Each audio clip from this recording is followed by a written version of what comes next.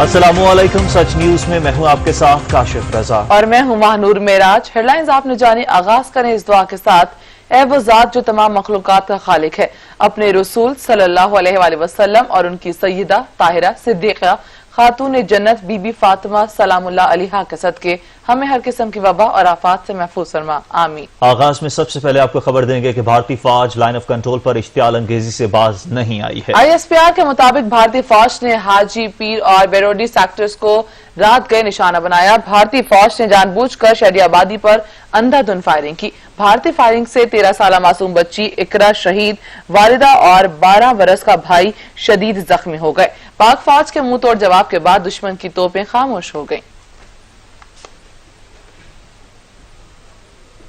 आपको बताएं कि मुल्क भर में सूरज को ग्रहण लग गया। चांद जमीन तक पहुंचने वाली सूरज की शुआओं के आड़े आ गया। ग्रहण से कुछ इलाकों में जुज़वी और कहीं मुकम्मल रोशनी का हाला दिखाई दिया।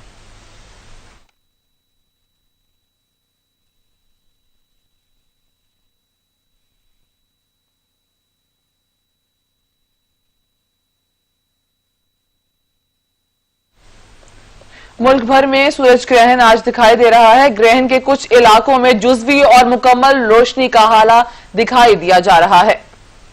मुल्क भर में सूरज को ग्रहण लग गया। चांद जमीन तक पहुंचने वाली सूरज की शुआओं के आड़े आ गया।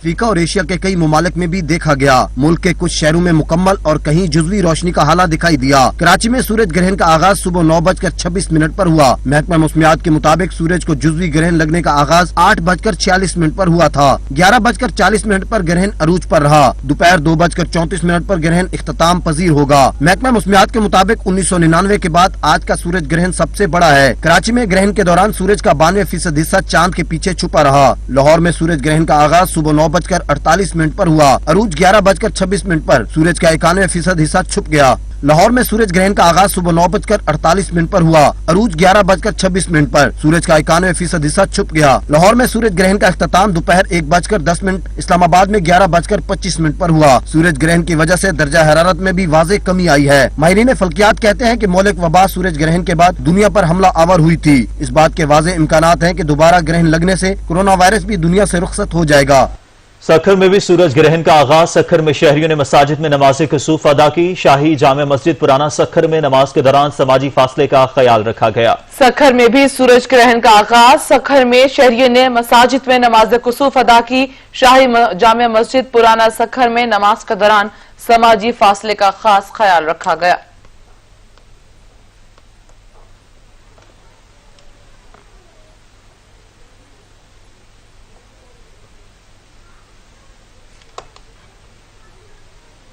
मुल्क भर में सूरज ग्रहण जारी है। कराची में भी सूरज ग्रहण का आगाज हो गया। तिब्बी माहिरीन ने सूरज ग्रहण के बराह रास्त नजारा करने से मना किया है। मुल्क भर में सूरज ग्रहण जारी है। गवादर, सखर और लाड़काना में आग के गोले का मंजर देखा जा सकेगा। नवाबशाह में सूरज ग्रहण का नजारा 95% है। अवाम सूरज को बराह रास्त न देखें। तिब्बी माहिरीन के मुताबिक सूरज के बराह रास्त नजारे से बिनाई मुतासर हो सकती है। माहिर इल्म नजूम सामिया खाना में ज्वाइन कर चुके हैं। सामिया साहबा, बहुत शुक्रिया आपके वक्त का। सामिया साहबा, साइंसी तौर पर तो कहा जाता है जी सियारे तब्दील होते हैं, लेकिन माहिर इल्म नजूम के मुताबिक जब सियारे इस तरह से रुख बदलते हैं और खासतौर पर सूरज चांद के पीछे आ जाता है तो क्या असरात मुरतब होते हैं? सबसे पहले मौका देने के लिए शुक्रिया। और अगर इन ग्रहणों की अहमियत हमारे मजहब में नहीं होती तो कभी भी हमें हमारे prophet peace be upon him नमाज कुसूफ जो कि सूरज ग्रहण के लिए पढ़ी जाती है और नमाज कुसूफ जो कि चांद ग्रहण के लिए होती है, हमें नवाफिल का हुक्म नहीं होता। और वो खुद भी तवील क़याम और तवील दुआ कराया करते थे। तो यहाँ ये कहना चाहती हूँ मैं कि जैसे आपने भी हवाला दिया, मैं अभी आपकी खबरें सुन रही थी कि 1999 के बाद ये दूसरा सूरज ग्रहण ऐसा इंटेंस लगने जा रहा है। यहाँ मैं एक हवाला देना चाहूंगी। मेरी पहली सियासी पेशगोई थी और वो भी एक सूरज ग्रहण की बेस के ऊपर मैंने दी थी। 11 अगस्त 1999 को ग्रहण लगा था। नवाज शरीफ साहब की हैवी मैंडेट की गवर्नमेंट थी और मैंने उसकी पेशगोई की थी कि ये गवर्नमेंट को डिसॉल्व करा देगा। अब उसी इंटेंसिटी का ये ग्रहण फिर लगने जा रहा है। लेकिन बदकिस्मती से जब हम इस साल दाखिल हो रहे थे तो 26 दिसंबर 2019 के ग्रहण से जो मैंने पढ़ना शुरू किया था मैंने कहा था कि 2020 गैर मामूली बुरी तब्दीलियों का साल है। अल्लाह पाक कभी भी हमें अपने हर अजाब से महफूज रखे, क्योंकि इसकी इंटेंसिटी बहुत शदीद है। इसमें सिर्फ दुनिया में चेंजेस नहीं आएंगी, पाकिस्तान में अभी भी आप हर बंदा इंफरादी तौर पे 2 नफल अदा करे और जो है सदकात दे, मुल्क की साख, मुल्क की सालमियत की दुआ करे। ये मैं 2020 के शुरू में ही कह चुकी थी कि हम पे जंग भी मुसल्लत की जा सकती है, नेचुरल क्लैमिटीज का भी खतरा है। जब तक कि सितंबर खत्म नहीं हो जाता, अल्लाह पाक हमें हमारा हर दिन जो है वो हमें इन बलाओं से महफूज रखे, क्योंकि नेगेटिव असरात इसकी जमीन पे बहुत ज्यादा आएंगे। सही सामे साहब, जिस तरह से आजकल सारी सिचुएशन चल रही है, सिर्फ पाकिस्तान में नहीं बल्कि पूरी दुनिया में, कहा जाता है आप सितारों का इल्म जानती हैं, जब सितारे अपना रुख बदलते हैं तो मुल्क में क्या तब्दीलियां आती हैं, लोगों के रवैयों में क्या तब्दीलियां आती हैं, और खासतौर पर अगर ये कोरोना की बात की जाए तो आपको लगता है कि इसका भी खात्मा हो सकेगा इसके बाद?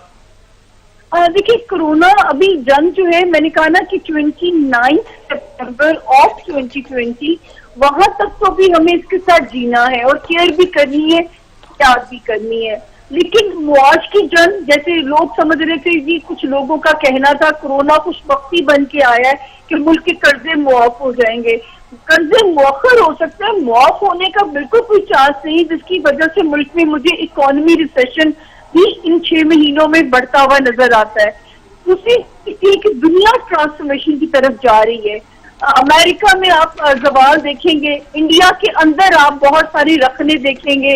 अल्लाह ना करे हमें जंग में इन्वॉल्व किया जा सकता है, लेकिन ये वो वाला साल है जैसे मुझे साल के शुरू में मैं समझती थी कि शायद जंग लग जाएगी।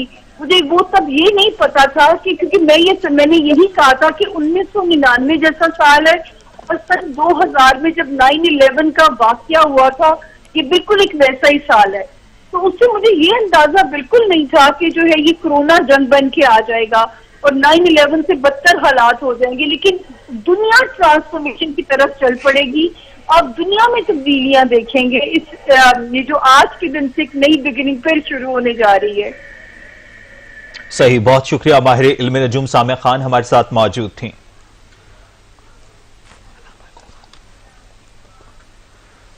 अलामा इफ्तिखार हुसैन नकवी साहब हमें ज्वाइन कर चुके हैं। अलामा साहब, बहुत शुक्रिया आपके वक्त का। अलामा साहब, सूरज ग्रहण है और ये दूसरा सख्त सूरज ग्रहण है 1999 के बाद अब तक। इस्लामी नुक्ता नजर से आप थोड़ा बयान कीजिएगा हमारे नाजरीन के लिए भी, इस्लाम में कितनी अहमियत होती है, क्या खसूसियत होती है और किस तरह से हमारे अवामिल हमें तब्दील करने चाहिए, खुदा की इशारा है ये।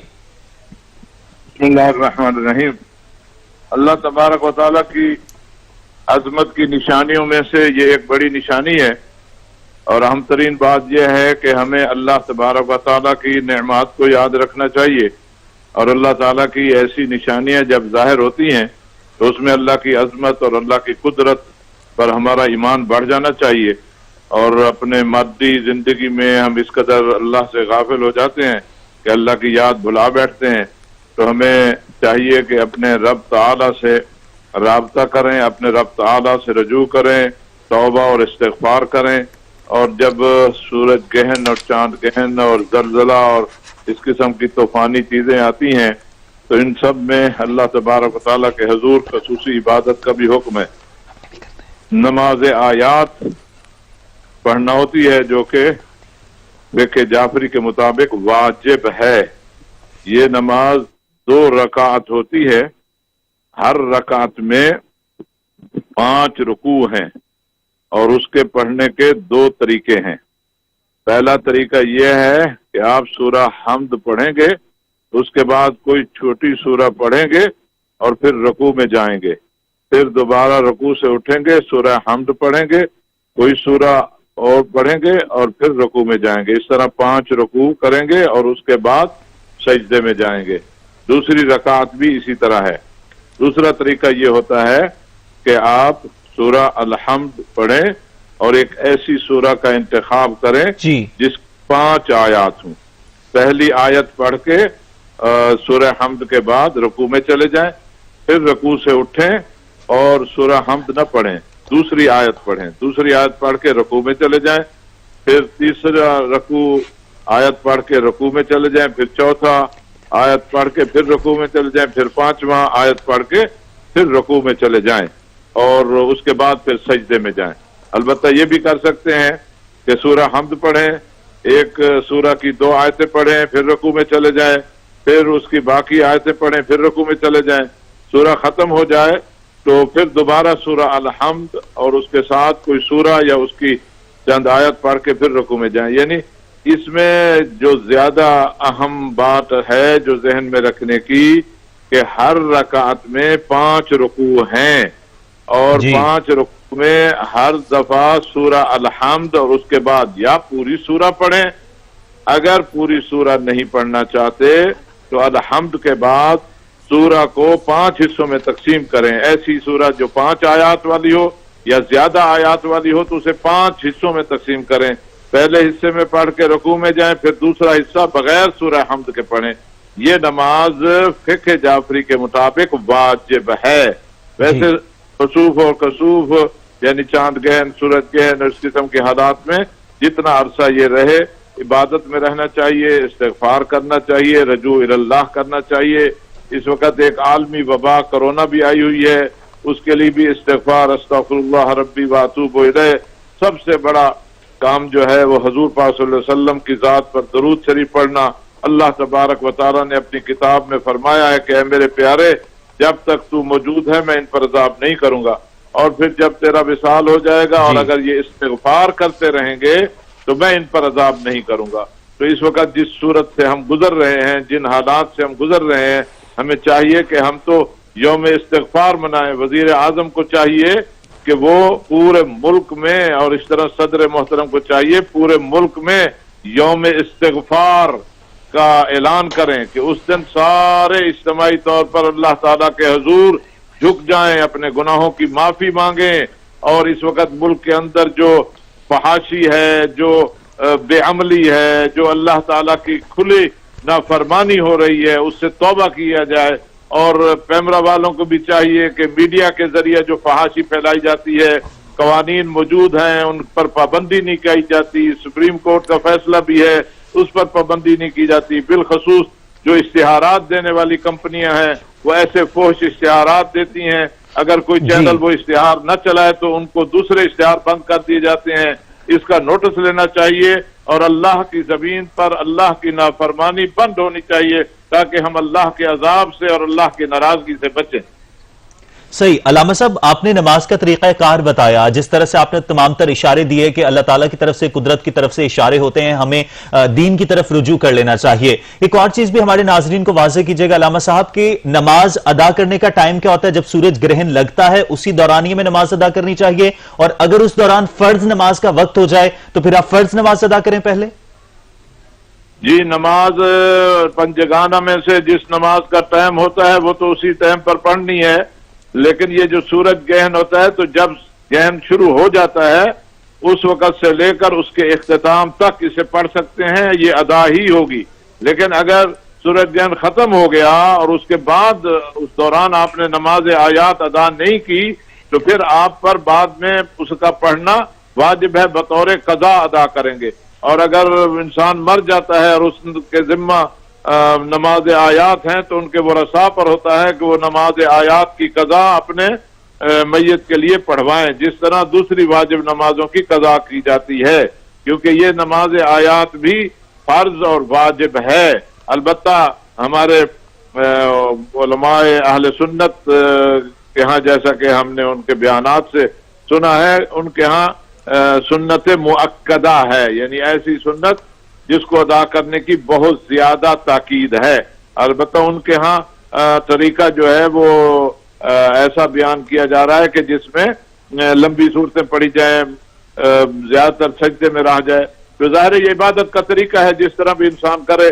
असल बात तो यह है कि अल्लाह की तरफ रजू करना है। अलबत्ता फिक़्ह जाफरी का जो तरीका है वो मैंने आपको बता दिया, उसमें यह है कि ये 2 रकात नमाज आयात फर्ज की नियत से पढ़नी है और उसका तरीका भी मैंने आपको बता दिया है।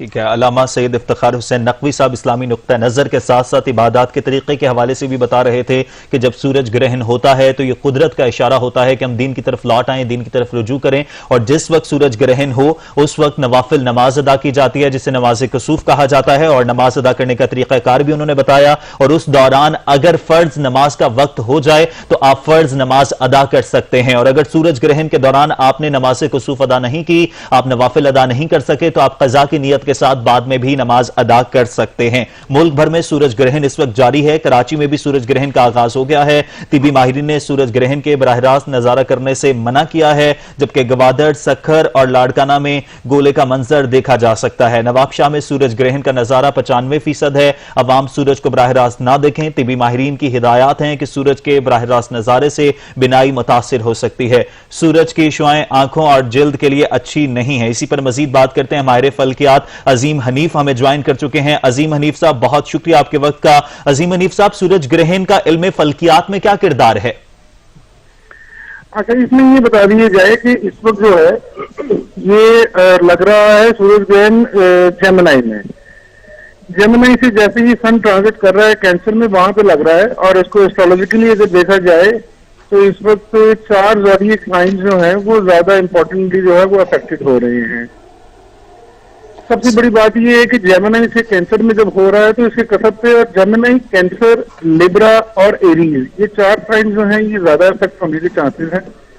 इनको ये चाहिए कि इस वक्त अपने डोमेस्टिक इश्यूज को और बाकी चीजों को जो है फाइनेंशियल इश्यूज को, जो आपके बिजनेस टर्म्स हैं, जहाँ पे आप जॉब कर रहे हैं, इन सब में एहतियात करने की बहुत सारी जरूरत है। जी हनीफ साहब, ये भी बताएगा जब ये ट्रांजिशन होती है, जिस तरह से आपने कहा कि जेमिनी में ये ट्रांजिशन है, तो इस ट्रांजिशन के नताइज क्या होते हैं? पॉजिटिव होते हैं या नेगेटिव होते हैं? हाँ जी, इसके पॉजिटिव तो नहीं होते, अल्टीमेटली नेगेटिव होते हैं। लेकिन मैं ये कुछ चीजें सुन रहा हूँ बहुत सारी जगहों पे कि इसकी वजह से दुनिया में जंगें लगेंगी, ऐसा हो जाएगा। लास्ट टाइम हम वबा भी नहीं पढ़ सके थे, हम रीड नहीं कर सके थे बहुत सारे एस्ट्रोलॉजर, इसलिए इसको हम ये नहीं कह सकते कि इसकी वजह से जंगें लग जाएंगी। लेकिन ये मुश्किल का टाइम होता है, क्योंकि हमारा दीन भी, हमारी शरीफ भी हमें ये बताती है कि अल्लाह पाक अपनी निशानियां दिखाते हैं, और हमें इस वक्त नमाज कसूफ अता करनी चाहिए, सदकात देनी चाहिए। इंसानी जिंदगियों पर इसके असरात जरूर होते हैं, क्योंकि प्लानिटरी मूवमेंट जो अपने मदार से हटकर अगर हों या एबनॉर्मल हों तो उसके नेगेटिव असरात ही माने जाते हैं। वो किसी वजह से होती हैं, वो अल्लाह के हुक्म से होती हैं। लेकिन अगर ये होती हैं तो उसमें इस्तग़फ़ार जरूर करना चाहिए, नमाज कसूफ अदा करनी चाहिए और सदकात जरूर देने चाहिए। सही। अजीम साहब, इससे पहले हमने देखा था कि इस स्वेयर जो अब सोलर इक्लिप्स चल रहा है, ये पहले अगस्त 1999 में हुआ था, और इसके बाद कहा यह जा रहा है कि अब ये 2093 में जाकर होगा। और दिसंबर में भी फवाद चौधरी साहब ने ट्वीट किया कि दिसंबर में होगा, लेकिन तब पाकिस्तान में सूरज ग्रहण नहीं देखा जा सकेगा। तो ये जो ट्रांजिशंस होती हैं, ये मुख्तलिफ खित्तों के हिसाब से? हाँ जी, मुख्तलिफ खित्तों के हिसाब से कुछ ऐसा होता है ना कि जैसे ही आपकी प्लानिटरी मूवमेंट होती है, कुछ एरियाज में वो चीजें नजर आती हैं, कुछ एरियाज में नहीं नजर आती। टाइम लैप्स के हिसाब से वो नहीं नजर आती। फवाद चौधरी साहब ने जिस तरह कहा है कि वो अगर दिसंबर में जो आ रहा है वो पाकिस्तान में नजर नहीं आएगा। और ये जो सोलर एक्लिप्स है दुनिया में बहुत सारी जगहों पर नजर नहीं आ रहा, पाकिस्तान में और एशियन कंट्रीज में ज्यादा नजर आ रहा है, और यहाँ पे इफेक्ट भी उतना ज्यादा आ रहा है इसका। इसके बारे में ये कहा जाता है कि इसका असरात ये क्यों होता है, या इसके असरात नेगेटिव क्यों होते हैं, ये भी क्वेश्चन आ रहा है। तो इसके असरात नेगेटिव इसलिए होते हैं कि जब सूरज और जमीन के दरमियान चांद आता है, जब उसको ढक देता है तो सूरज की जो डायरेक्ट रोशनी जो आनी चाहिए जमीन तक वो नहीं आती, तो उसका प्रेशर तेज हो जाता है उसके मून के सामने आने की वजह से।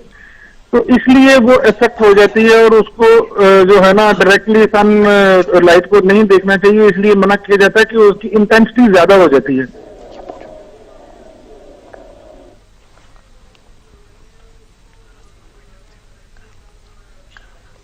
ठीक है, अजीम हनीफ साहब हमारे साथ ही मौजूद हैं। डॉक्टर हमाद रज़ा नकवी साहब भी ज्वाइन कर चुके हैं। डॉक्टर साहब, बहुत शुक्रिया आपके वक्त का। डॉक्टर साहब, सोलर इक्लिप्स चल रहा है, सूरज ग्रहण है, इसके खतरात खित्ते के लिहाज से अलग अलग होते हैं, लेकिन कोरोना वबा का सामना तो पूरी दुनिया को है। आप क्या कहेंगे कि क्या ये हकीकत है, वाकईतन इससे कोरोना का खात्मा भी हो सकता है? इसकी शुआओं में इस तरह की ताकत होगी कि कोरोना का खात्मा हो जाएगा? बिस्मिल्लाहिर्रहमानिर्रहीम। बहुत बहुत शुक्रिया मुझे अपने ख्यालात का इज़हार करने का मौका देने का। जहाँ तक आपको ये सवाल है कि कोरोना का इससे को ताल्लुक या उसकी कुछ मेरा नहीं ख्याल क्योंकि ऐसी अभी तक तो कोई ऐसी रिसर्च नहीं है कि कोरोना वायरस पे सोलर इक्लिप्स का कोई इफेक्ट हो। अदरवाइज जो जनरलाइज जो इसके हैजर्ड्स हैं वो तो मेरा ख्याल मोस्टली जो लोग हैं वो जानते हैं कि हमें उनसे कैसे बचना है, क्या क्या इसके हैजर्ड्स हैं। जो सबसे इम्पोर्टेंट है वो तो आई से आंखों पे डायरेक्ट सोलर इक्लिप्स को नहीं देखना विदाउट एनी। हाँ, ये कहते हैं कि अगर सोलर इक्लिप्स कंप्लीट हो जाए तो फिर आप अगर डायरेक्ट देखें तो उसका इतना इफेक्ट आंखों पे नहीं है। लेकिन अगर सोलर इक्लिप्स जो है वो मुकम्मल नहीं है, पार्शल है, तो उसके जो रेडिएशन है वो आपकी आंखों को टोटली ब्लाइंड भी कर सकती है। इसके अलावा ये कि सोलर इक्लिप्स के दौरान बाहर आप घूमे अगर मतलब जिसे कहते हैं ओपनली बगैर किसी यानी कि ऊपर आपकी कवर नहीं है तो नॉर्मली भी आपको जो सनलाइट है उससे सन बर्न के चांस होते हैं। लेकिन सोलर इक्लिप्स में जो आपके ऊपर रेडिएशन बढ़ती है उसमें चांसेस होते हैं कि आपका जो सन बर्न है उसकी सिवियरिटी ज्यादा हो। और इवन सम टाइम ये कि वो ये कहते हैं कि ज्यादा सन बर्न हो तो वो एक हमारी स्किन की डिजीज हो जिसे कहते हैं मेलानोमा, तो मेलानोमा भी होने के चांसेस हो सकते हैं। तो एज रिगार्ड्स कोरोना वायरस इसका इफेक्ट तो मेरा नहीं ख्याल कभी तक ऐसी कोई रिसर्च है या ऐसी कोई अभी तक, क्योंकि अभी तो मेरा ख्याल है कोरोना वायरस से तो सारे काम बेशुमार हो रहे हैं। तो मेरा नहीं ख्याल कि सोलर टेस्ट के हवाले से कोई ऐसी बात है।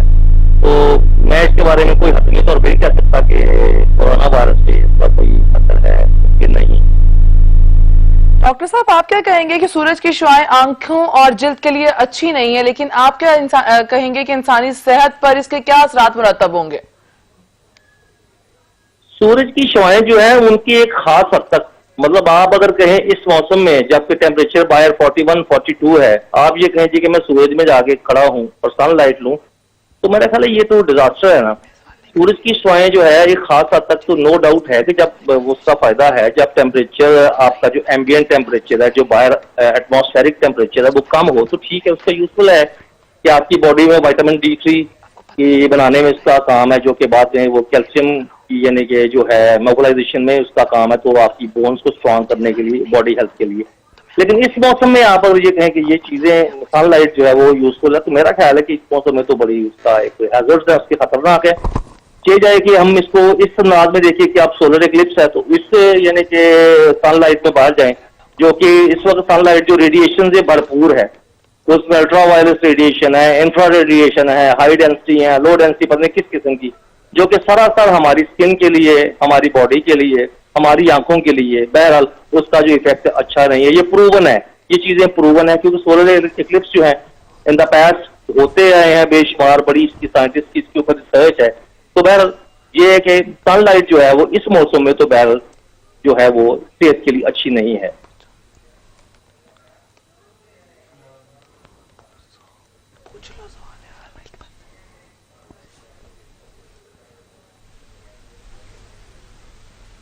ठीक है डॉक्टर साहब, आप हमारे साथ ही मौजूद रहेगा। अजीम हनीफ साहब भी हमारे साथ ही मौजूद है। अजीम साहब, तमाम तर जब ये सिचुएशन तब्दील होती है, माहिर फल्कियात इस हवाले से बेहतर बता सकते हैं, तो सूरज देखने की कोशिश की जाती है, तो शमसी तौर पर जो फिल्टर्स होते हैं उनके जरिए भी क्या देखा जा सकता है, सोलर फिल्टर्स के जरिए सूरज को? हाँ जी, वो जो फिल्टर्स, जो स्पेशल फिल्टर्स है उनके जरिए तो देखा जा सकता है, लेकिन क्योंकि हम इंसान हैं और इंसान के अंदर पेशेंस की कमी आती है, तो वो ये सन ग्लासेस के साथ भी लोग देखने की कोशिश करते हैं और एक्सरे फिल्म्स के साथ भी देखने की कोशिश करते हैं, तो इसको नहीं देखना चाहिए। और खास तौर पे बहुत जरूरी बात ये है जो बार बार हमें बतानी चाहिए कि खुली आंखों से इस वक्त ग्रहण को बिल्कुल मत देखा जाए। सही। और अजीम साहब, जब इस तरह की ट्रांजिशंस होती हैं, अमूमी तौर पर मुख्तलिफ खित्तों में कहा जा रहा है कि सूरज ग्रहण है, पाकिस्तान में है, साथ ही साथ कुछ खित्ते ऐसे हैं वहां पर भी, जनूबी अमेरिका में भी सूरज ग्रहण है, तो वहां पर यहां पर असरात इसके मुख्तलिफ है या एक ही असरात होंगे? अच्छा, मैं इसके असरात के हवाले से भी थोड़ी बात बता दूं कि अगर पाकिस्तान में और पूरी दुनिया के ऊपर अगर इसके असरात देखे जाएं और इसका बाकी चीजों से मुआवजा किया जाए, बहुत सारी चीजें ये सामने आ रही हैं कि इससे कोरोना खत्म हो जाएगा, ये हो जाएगा, बाकी चीजें हो जाएगी। पहले था कि जी गर्मी बढ़ेगी, कोरोना खत्म हो जाएगा, इसका कोरोना से बाकी जैसे डॉक्टर साहब ने कहा कोई ताल्लुक नहीं है किसी भी किस्म का, और कोरोना इससे खत्म नहीं होगा। बल्कि मैंने जो लास्ट प्रेडिक्शंस की थी आज से 2 महीने पहले कि जून के मिड के बाद ज्यादा केसेस होंगे और जुलाई में ज्यादा केसेस होंगे, अल्लाह ताला हमें इस आफत से बचाए, लेकिन अक्टूबर नवंबर में जाके ये कोरोना खत्म हो सकता है। दूसरी बात, कि इसकी वजह से सूरज ग्रहण की वजह से अगर कहा जा रहा है कि जी दुनिया में जंगें लग जाएंगी और दुनिया लड़ना शुरू हो जाएगी और पाकिस्तान को जंग का फरीक बना लिया जाएगा, ऐसा किसी भी तरीके से होने के चांसेस नहीं है। पाकिस्तान किसी भी जंग का हिस्सा नहीं बनेगा या दहशतगर्दी का हिस्सा नहीं बनेगा और इंशाल्लाह पाकिस्तान सेफ रहेगा और बाकी दुनिया में भी जंगें या आलमी जंग लगने के कोई चांसेस नहीं है इस चांद ग्रहण, इस सूरज ग्रहण की वजह से। सही। डॉक्टर हमाद रजा नकवी तिबी बुनियादों पर बात कर रहे थे। अजीम हनीफ माहिर फल्कियात हैं, एस्ट्रोलॉजी के हवाले से बात कर रहे थे। अल्लामा सैयद इफ्तिखार हुसैन नकवी साहब इस्लामी नुक्ता नजर के हवाले से बात कर रहे थे। आप सबका बहुत शुक्रिया। सच न्यूज में यहां वक्त हुआ है एक ब्रेक का, हमारे साथ रहिएगा। गुजरांवाला में भी सूरज ग्रहण का आगाज सुबह 9:30 पर हुआ, जिसके बाद सूरज की रोशनी इंतहाई मध्यम पड़ गई। रईस खुर्शीद हमारे साथ मौजूद हैं, मजीद उनसे जानेंगे। जी रईस।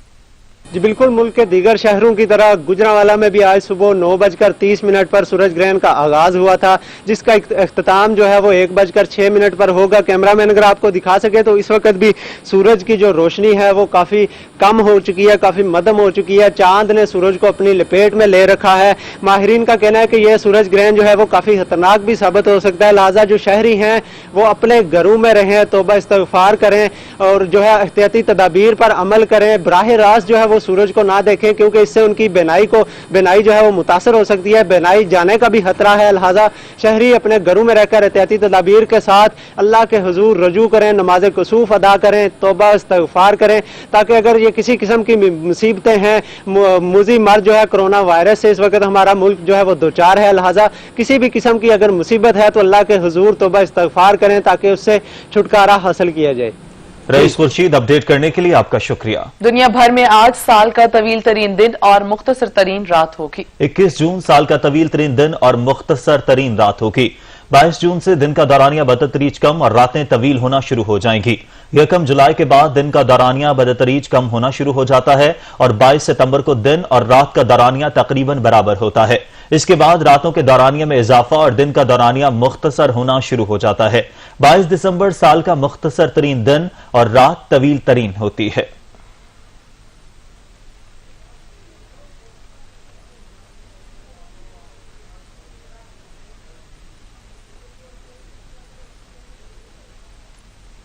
दुख्तर मशरिक बेनजीर भुट्टो का यौम पैदाइश आज मनाया जा रहा है। बेनजीर भुट्टो वो मजबूत पाकिस्तानी खातून हैं जिन्होंने सियासत की वजह से बहैसियत बेटी, बीवी और मां हर तरह की मुश्किलात का डटकर सामना किया। मुखालिफिन के खिलाफ वो ऐसा किरदार बनी कि सियासत में खवातीन उन्हें अपना आइडियल समझती हैं। रिपोर्ट करेंगे नबील नकवी।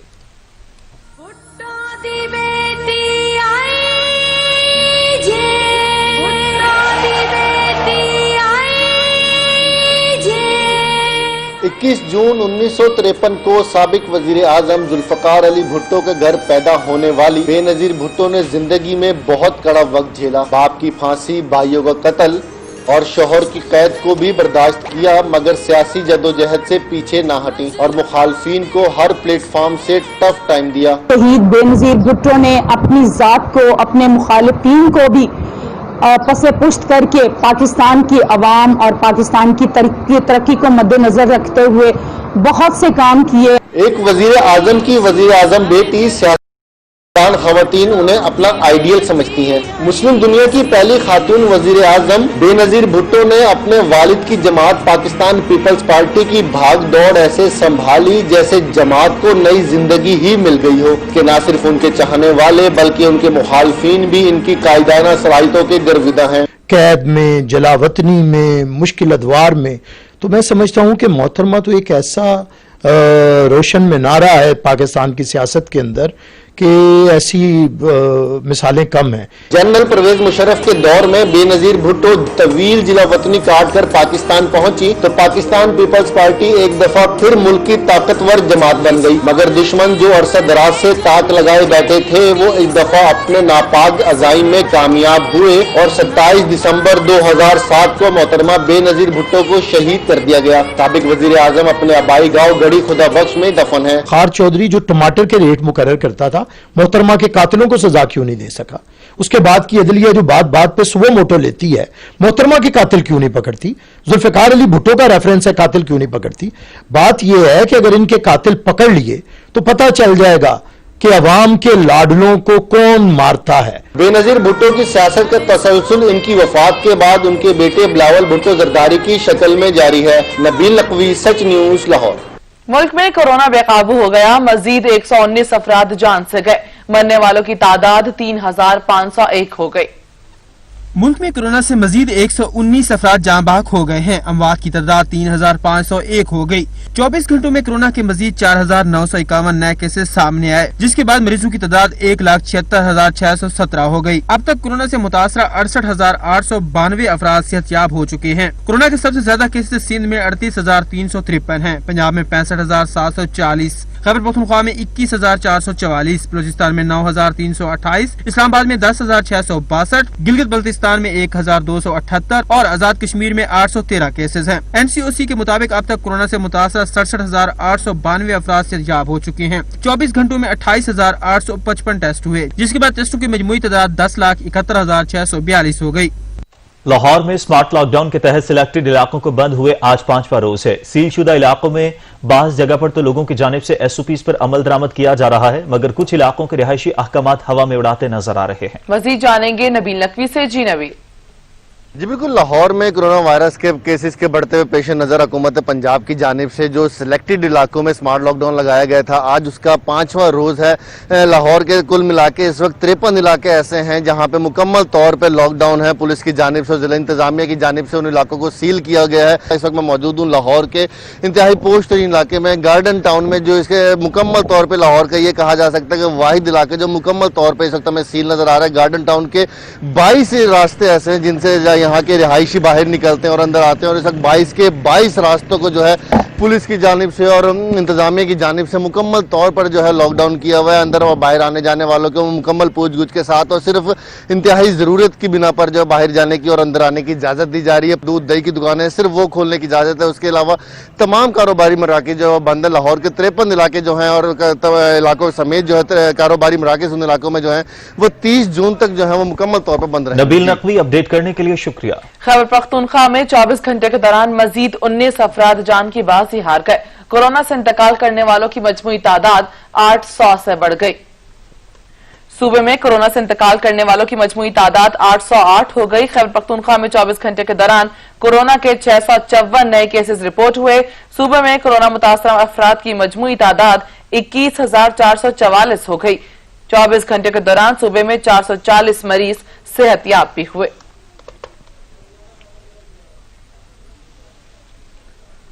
कराची में लॉकडाउन का सिलसिला जारी है और SOPs पर भी सख्ती से अमल दरामद कराया जा रहा है। मजीद जानेंगे अशरफ सलंगी से। जी अशरफ। जी देखें, शहर कायद में आज लॉकडाउन के तीसरे रोज भी अमल दरामद कराया जा रहा है। पुलिस और दीगर कानून नाफिज करने वाले इदारों के अहलकार मुख्तलिफ इलाकों में शाहराहों और गलियों पर जो है कंटेनर या रुकावटें लगा के बंद किया हुआ है। वहाँ पर शहरियों की नकलो हरकत पर मुकम्मल पाबंदी आयद की गई है। कैमरामैन अगर दिखाएं तो मेरे बैग में ये पूरा सदर का एरिया है। इसमें चंद इलाके बंद किए गए हैं जहां पर जो है सख्ती की जा रही है शहरियों की नकलो हरकत पर भी और SOPs पर भी सख्ती से अमल दरामद कराया जा रहा है। जिस शख्स को मास्क नहीं पहना हुआ उसको बाहर निकलने की भी इजाज़त नहीं है, जबकि इस इलाके में या जिन इलाकों में जो लॉकडाउन किया हुआ है उन इलाकों में दूसरे इलाके के शहरियों का दाखिला ममनू है और उनको नहीं आने दिया जा रहा। चाहे वो किसी काम से भी आए उनको वापस भेजा जा रहा है। जबकि जो मेन सड़कें हैं जिसमें तारिक रोड, बादराबाद, सदर की कई मेन सड़कें हैं, मेन मार्केट्स हैं जो मुकम्मल तौर पर लॉकडाउन किया हुआ है, बंद की हुई हैं। और इस वक्त भी सुबह का टाइम है तो शहरी घरों से ज़्यादा नहीं निकल रहे, लेकिन जब निकलते हैं तो उनको मुकम्मल तौर पर SOPs पर अमल दरामद करने की हिदायत जारी की जा रही है। जी अशरफ सलंगी, कराची से अपडेट करने के लिए शुक्रिया। पेशावर में कोरोना वायरस केसेस की तादाद में इजाफे के बाद इलाकों को सील किया जा रहा है, मगर मार्केट्स खुली हुई हैं और दुकानदार अपनी मनमानी करते हुए दिखाई दे रहे हैं। पेशावर से मजीद जानेंगे अवैस महमूद से। जी अवैस। जी बिल्कुल, देखिए ऐसा है कि कोरोना वायरस के पेश नज़र जहाँ पर मुश्तबा अफराद की तादाद में इजाफा होता जा रहा है दिन ब दिन, तो खैबर पख्तूनख्वा में इंतज़ामिया की जानिब से एक स्मार्ट डाउन लगा दिया गया। मैं इस वक्त मौजूद हूँ पेशावर के एक सबसे बड़े इलाका जो जिसे गुलबहार कहते हैं, उस इलाके में जो कोरोना के वायरस जो पेशेंट है वो ज़्यादा हुए हैं, तो उस वजह से इस इलाके को सील किया गया। मेरा कैमरा मैन बताता चले तो ये वो इलाका है जिसमें इशरत सनमा चौक इसको कहते हैं, इलाके को मुकम्मल तौर पर सील किया गया है। यहाँ पर पुलिस की भारी नफरी को तैनात किया गया है। जो बाहर से अंदर जो लोग आ रहे हैं, पहले तो उनको मास्क की हदायत दी जा रही है, इसके अलावा उनको प्रॉपर पूछा जा रहा है, उसके बाद ही इस इलाके में छोड़ा जा रहा है। इलाके के हवाले से बताता चलूँ तो जो मज़ीद इलाके हैं, जिन इलाकों के नाम बताऊं तो उन इलाकों में जो है अशरफिया कॉलोनी, जिसमें गुज़िश्ता रोज़ ही जो है 200 से 300 मुश्तबा अफराद जो हैं वो सामने आए हैं। इसी तरह अमवात का सिलसिला भी जारी है, जिसकी वजह से केसेस की तादाद में इजाफा होता जा रहा है। अगर मैं मज़ीद इलाकों के हवाले से बताता चलूँ तो DC पेशावर ने ऐसे इलाकों को मज़ीद सील किया है। गुज़िश्ता रोज़ 2 और इलाके हैं जो बड़े इलाके हैं पेशावर के, उनको सील किया है। इसके अलावा अशरफिया कॉलोनी है, हयाताबाद फ़ेज़ 1, फ़ेज़ 2, फ़ेज़ 4 से लेकर जो है, इसके अलावा यूनिवर्सिटी टाउन है, दीगर इलाके हैं जिनमें कोरोना की तादाद में इजाफा होता जा रहा है, तो उन इलाकों को प्रॉपर सील किया जा रहा है। सील करने का मकसद यही है कि जो एहतियाती तदाबीर हैं उसको अपनाया जाए।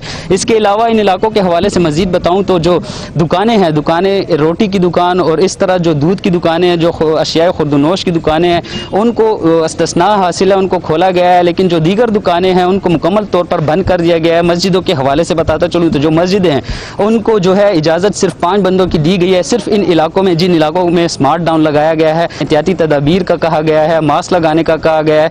इसी वजह से जो है DC पेशावर के अहकामात को फॉलो करें। DC पेशावर का यही कहना है कि जो लोग हैं एहतियात करें ताकि इस वबा से बचा जा सके।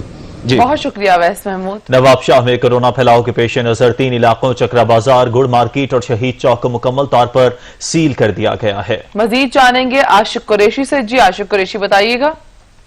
जी बिल्कुल, SOP फॉलो ना करने की वजह से नवाबशाह शहर में एक बार फिर से लॉकडाउन लगा दिया गया है। मैं इस वक्त नवाबशाह शहर की फ्रूट और सब्जी मंडी में मौजूद हूँ, जहाँ पर आवाम का बेतहाशा रश, बेपनाह रश जो है, जिसे मेरा कैमरामैन दिखा सकता है। और ये रश जो है इस बात की गमाजी करता है कि लोग अब भी जो इस बात पर आमादा नजर नहीं आते कि वो SOP को फॉलो करें। हमारे साथ मंडी के काटती मौजूद आई है, उनसे जानते हैं वो क्या कहते हैं। सही एक होता गाड़ी सबको बाहर खड़ी है, करे यार इनकी वजह से ज्यादा फैल रहा है, बीमारी का फैलना है। जी ठीक है, आशिक कुरैशी अपडेट करने के लिए शुक्रिया। म्यूनिसिपल इंतजामिया अपनी जिम्मेदारियों से गाफिल हो गई। चौक सरवर शहीद में सीवरेज का निजाम नकारा हो गया, गलियों में गंदा पानी जमा हो गया, शहरियों के लिए आमदोरफ्त मुहाल हो गई। चौधरी साजिद अली से मजीद तफसीलात जानते हैं। जी साजिद। आज बिल्कुल मैं इस वक्त मौजूद हूँ चौक सरवर शहीद में। चौक सरवर शहीद के मोहल्ला रंगपुरी में जो है सीवरेज का सिस्टम जो है बिल्कुल जो है वो नकारा हो चुका है। सीवरेज का गंदा पानी जो है वो गलियों में जमा है, जिसके बाद जो ताफन भी फैल रहा है। इस वक्त हमारे साथ इस मोहल्ले के बासी मौजूद है, उससे जानते जी आप बताएं सीवरेज का गंदा पानी गलियों में जमा, आपको किन मुश्किल का सामना है? जी सबसे पहले तो काफ़ी अरसा से हम म्यूनसिपल कमेटी में और जो मुतलका अफसरान है उनके पास जा चुके हैं, उनको एप्लीकेशन भी रिटर्न भी दे चुके हैं, लेकिन अभी तक हमारा जो दरीना मसाइल था उसकी आज तक वो सुनवाई नहीं हो सकी। हमारी गलियों में बजा बजा पानी खड़ा हुआ है। मस्जिद में आना जाना के लिए नमाजी हजरातों को बहुत सी परेशानी का सामना करना पड़ता है। गलियों में पानी है। अपनी मदद आपके तहत हम काफ़ी अर्सा से ये काम कर रहे हैं, लेकिन अभी तक आला हुकाम तक हमारी ये बात नहीं पहुँच सकी। हमारी इल्तमास है सच TV के हवाले से और आपके हवाले से कि हमारी इस दरीना मसाइल को जल्द हल किया जाए।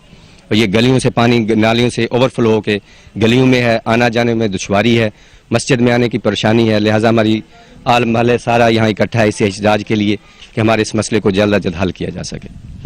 आज बिल्कुल जो है इलाका मकीन की जानब से जो है municipal committee Sarwar Shaheed, deputy commissioner Muzaffargarh, assistant commissioner Kot जो मुतालबा किया गया है। अगर इस वक्त जो है यहाँ के जो बासी हैं मोहल्ला रंगपुरी के, उन्होंने डिप्टी कमिश्नर मुजफ्फरगढ़ से मुतालबा किया कि मोहल्ला रंगपुरी में जो सीवरेज के निजाम को जो बेहतर बनाया जाए, ताकि यहाँ के जो इलाका मकीन है वो सुकून के साथ अपनी जिंदगी जो है वो गुजार सके। चौधरी साजिद अली, आपका शुक्रिया।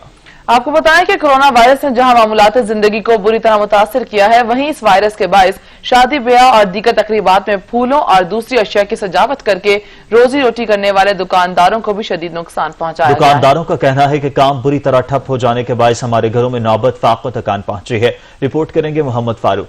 शादी ब्याह और दीगर खुशियों की तकरीबात में फूलों और दूसरी सजावट की अशिया का इस्तेमाल आम किया जाता है, मगर कोरोना वायरस की वबा के बायस शादी ब्याह और दीगर तकरीबात पर सख्त तरीन पाबंदी आयद है। डेकोरेशन का काम ना होने के बायस डेकोरेशन मार्केट के दुकानदार बेहद परेशान है। मौजूदा लॉकडाउन में जिस तरह दूसरी सनतों को सेक्टर को बंद होने से नुकसान पहुंचा है, इसी तरह जो हमारा शादी के सिलसिले में जो मार्केट है शादी ब्याह के सामान की, उनको भी शदीद धचका लगा है और बिलखसूस मैरिज हॉल बंद होने की वजह से तो ये कारोबार ठप होकर रह गया है। अब बिल्कुल सादा तकरीबात तो कहीं मुनक्कद हो रही हैं बिल्कुल महदूद घरों में, लेकिन जब तक मैरिज हॉल नहीं खुलेंगे, मैरिज हॉल से वाबस्ता लाखों लोग भी बेरोज़गार हैं, तो मेरी हुकूमत से अपील है कि मैरिज हॉल को भी खोला जाए SOPs के तहत, जिससे मैरिज हॉल के जो मामलात हैं वो भी चलें और उसके साथ साथ उससे वाबस्ता जो सनत है, हमारी जो मार्केट है, वो भी चलेगी। दुकानदारों का कहना है कि हमारे घरों के चूल्हे अब बिल्कुल ठंडे पड़ चुके हैं, हमारे पास अब इतने पैसे भी नहीं कि हम अपनी दुकान का किराया ही अदा कर सकें।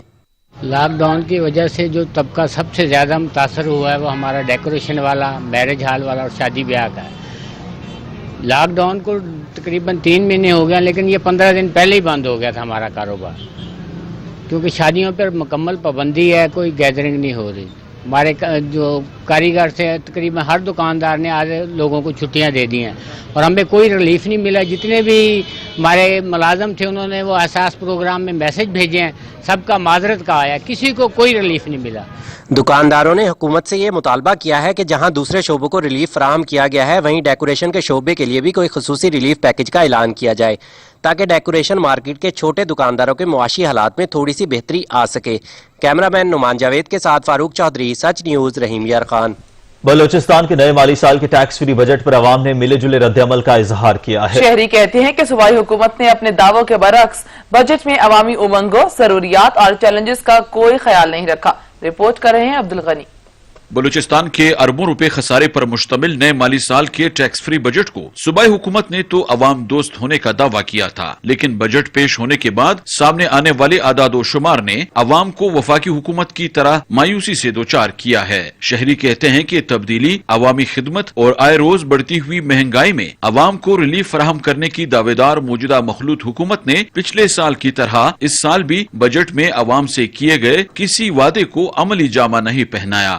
इनमें से आवाम को कुछ फायदा नहीं होगा, सिर्फ ये जो मिनिस्टर लोग हैं, मतलब जो बड़े बड़े लोग हैं, उन लोगों को ये फायदा नसीब होगा। इमरान खान की हुकूमत के गुब्बारे से ऐसी हवा निकली जैसे पाकिस्तान की क्रिकेट टीम के गुब्बारे से निकली है, इसी तरह ही निकली। आम आदमी के लिए उन्होंने कुछ नहीं किया, कुछ इस तरह से बजट पेश करे ताकि आम आदमी का कीमत खरीद जो है ना उनको फायदा हो, यानी कि कीमत इस्तेताब किसी आवाम में बिल्कुल है ही नहीं, आवाम बिल्कुल मर चुका हुआ है। वहाँ महंगाई जितनी % बढ़ती है उस हिसाब से तो कुछ भी नहीं बढ़ा। इक्तिसादी माहिरीन के मुताबिक बजट में करप्शन के खात्मे और गुड गवर्नेंस पर कोई तवज्जो नहीं दी गई है, इसीलिए रवां साल सूबे में माली मसाइल में कमी की कोई उम्मीद नहीं रखी जा सकती। असल सबब ये है कि इनके ऊपर लेबिलिटीज बढ़ते जा रहे हैं, जो तरक्याती काम है वो उसको पूरा नहीं कर पाते हैं, वो उस काम को छोड़ते छोड़ते इनके ऊपर जो डिफिशिएंसी आ जाती है उसके ऊपर रेट बढ़ते जा रहे हैं, उनके पिछले वाले वो है उसको पूरा नहीं कर पा जाते हैं, इसलिए उनके ऊपर बढ़ते जा रहे हैं। उसको एक दूसरी बात ये कि ओवर एम्प्लॉयमेंट किया उन्होंने, लोगों को इसके तनख्वाहों में और उसमें उन्होंने इतने ओवर एम्प्लॉयमेंट किया जिसको वो कर नहीं पा सकते। हर वक्त उनके बजट जो है खसारे में रहता है। सूबाई बजट में कोई ऐसी चीज़ तो हमें नज़र नहीं आ रही, लेकिन मेरे ख्याल में वज़ीर आला साहब को इसमें दिलचस्पी लेनी चाहिए। नए माली साल के सूबाई बजट का खसारा भी गुज़श्ता साल की निस्बत ज्यादा सामने आया है और माहिरीन के मुताबिक बजट में तमाम तर दावों के बावजूद अहम नौयत के अवामी मसाइल को यकसर नजरअंदाज किया गया है। कैमरामैन अली खान के साथ अब्दुल गनी काकड़, सच न्यूज, कोयटा। जिंदगी की धूप में एक शजर सायादार, सब्र कुर्बानी की अजीम मिसाल बाप, खुशनुदी इलाही के हुसूल का जरिया, अल्लाह की इस अजीम नेमत का शुक्र भला कैसे अदा हो। औलाद के लिए जन्नत के दरवाजों में से एक दरवाजा बाप को खुश रखने वाला अल्लाह ताला को खुश रखने वालों में शामिल है। वालिद मोहब्बत और चाहत, सब्र खुलूस, इसारो और बुर्दबारी का पैकर, जिसकी शान लफ्जों में बयान करना ही नामुमकिन है। बाप अजीम तोहफा खुदाबंदी, हर दुख सहकर औलाद से वफा करता है। कायनात का वो अनमोल रिश्ता जो खुद से ज्यादा अपनी औलाद को कामयाब देखने की ख्वाहिश रखता है। बाप की अतात, फरमाबरदारी, खिदमत और हुस्न सलूक में अजमत है। ये अल्लाह के क़र्ब और उसकी रजा और खुशनुदी का मजहर है। मकबूजा वादी में भारतीय फौज मजालिम ढाने से बाज न आई। इंसानियत सोज वाकयात मामूल हैं। रियासती दहशतगर्दी की ताज़ा कार्रवाई में एक और कश्मीरी से जीने का हक छीन लिया गया।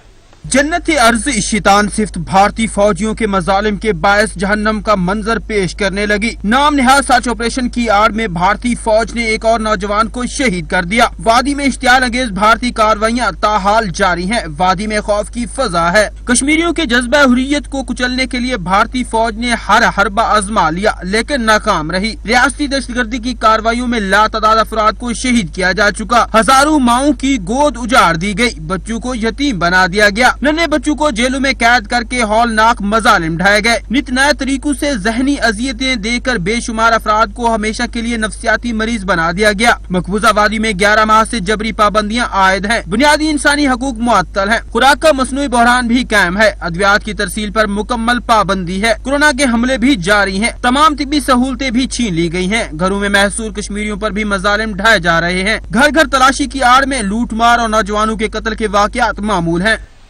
अमरीकी सदर अपने ही शहरियों को मोहलिक वबा में मुब्तला करने का बाइस बन गए। रियासत ओक्लाहोमा के शहर टिल्सा में रैली के 6 मुंतज़मीन कोरोना वायरस का शिकार हो गए। ट्रंप ने कोरोना वबा के फैलाव का जिम्मेदार फिर चीन को ठहरा दिया। फैलाव के बावजूद अमेरिकी सदर ने इंतखाबी मैदान सजा लिया। दोबारा सदारत के उम्मीदवार ट्रंप ने रियासत ओक्लाहोमा के शहर टल्सा में रैली निकाली। इंतखाबी रैली के 6 मुंतज़मीन कोरोना वायरस का शिकार हो गए। इन्हें क्रेंटीना मुंतकिल कर दिया गया। ट्रंप की रैली के दौरान रिपब्लिकन हुकूमत से तंग अवाम भी टल्सा में जमा हो गए। मुजाहिरीन ने ट्रंप एंड नो मोर के बैनर्स उठा रखे थे। अमेरिका में कोरोना रैली के शुरका ने मास्क पहने न ही समाजी दूरियों का ख्याल रखा। दोबारा सदारती उम्मीदवार स्टेज पर मस्करेपन का मुजाहरा करते रहे। उनके हामी भी खूब महजूज हुए। खुद वायरस के फैलाव का सबब बनने वाले सदर ट्रंप ने वबा के फैलाव का इल्जाम एक बार फिर चीन पर लगा दिया। कोरोना को किंग फ्लू वायरस का नाम दे दिया। सोशल मीडिया सार्फिन ने भी कोरोना वायरस की एहतियाती तदाबीर इख्तियार न करने पर ट्रंप की रैली को शदीद तनकीद का निशाना बनाया और ट्रंप कोरोना वायरस रैली का हैशटैग चला दिया। सऊदी अरब में लॉकडाउन के 90 रोज बाद मामूलात जिंदगी बहाल हो गए। सऊदी वजारत दाखिला के मुताबिक तमाम बैनुल अक़वामी परवाजों की बंदिश बरकरार रहेगी। उम्रा और ज़ियारत पर भी पाबंदी होगी। दुनिया में छाई कोरोना की वीरानियों में जिंदगी के आसार नजर आने लगे। सऊदी अरब में 90 रोज बाद हिफाजती तदाबीर के साथ मामूलात फिर बहाल हो गए। मक्का मुकरमा की 1560 मसाजिद को खोल दिया गया। अब तक के लिए इतना ही। कुछ ही देर में हाजिर होंगे हेडलाइंस के साथ। देखते रहिए सच न्यूज।